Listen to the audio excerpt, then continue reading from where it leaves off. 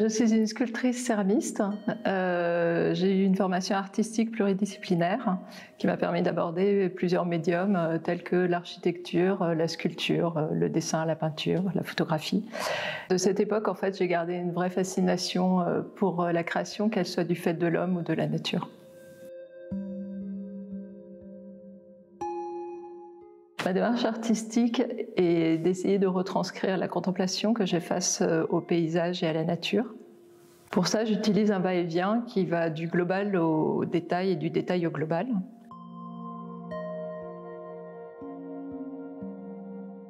J'utilise la céramique qui a une très grande plasticité, qui permet une possibilité vraiment infinie au niveau de la forme, au niveau du traitement et de la matière.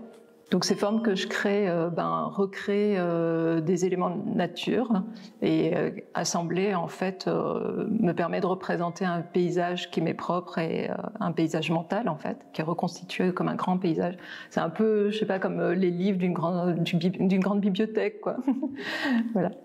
Pour stimuler le regard aussi, je retravaille systématiquement en fait la surface de mes sculptures.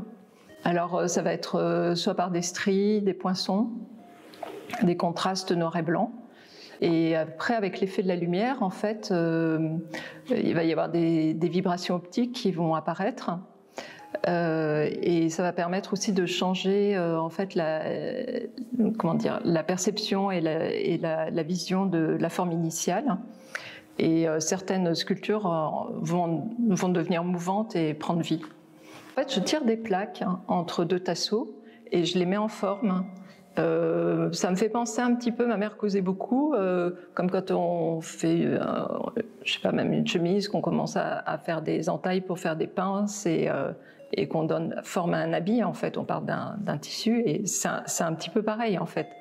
Je pars de la plaque et je vais faire des entailles, je vais les recouper, recoller et associer toutes ces plaques pour arriver à ces formes. Toutes mes sculptures sont émaillées. En fait, je crée mes propres émaux, donc il suffit d'une élaboration et des recherches qui me sont propres, en fait, suivant l'effet et mes intentions.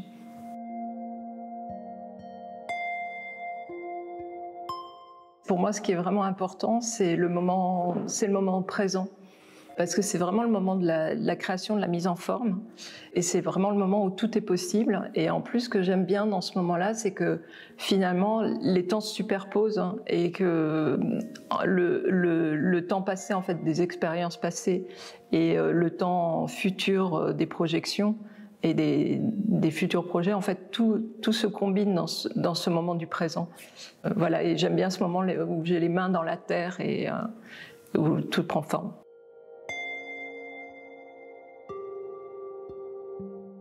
L'émotion tient une place vraiment centrale dans mon travail. Donc j'essaye vraiment de retranscrire cette contemplation que j'ai face à la nature et elle est vraiment essentielle.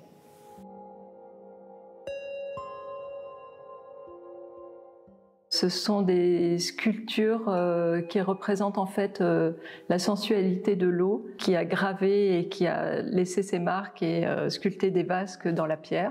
Elle parle en fait surtout d'un temps passé, car l'eau en fait est absente de ces sculptures. Il ne reste plus que la beauté du souvenir de celle-ci. Pour les construire, en fait, j'utilise des plaques et je pars de formes. En fait, je monte des formes aléatoires, sans croquis. Et après vient un temps long en fait de tracés, de stries qui me font suivre soit la forme de façon, pour l'accentuer, soit parfois pour la contredire, ce qui permet en fait de faire évoluer encore cette forme lors de sa perception finale.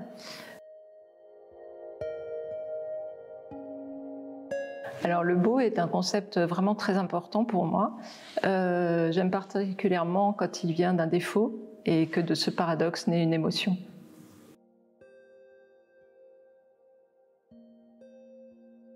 Amélie Maison d'Art, c'est un regard, c'est un magnifique lieu de création. Amélie et son équipe en fait sont tout le temps en mouvement, proposent toujours de nouveaux projets et cette dynamique est très stimulante.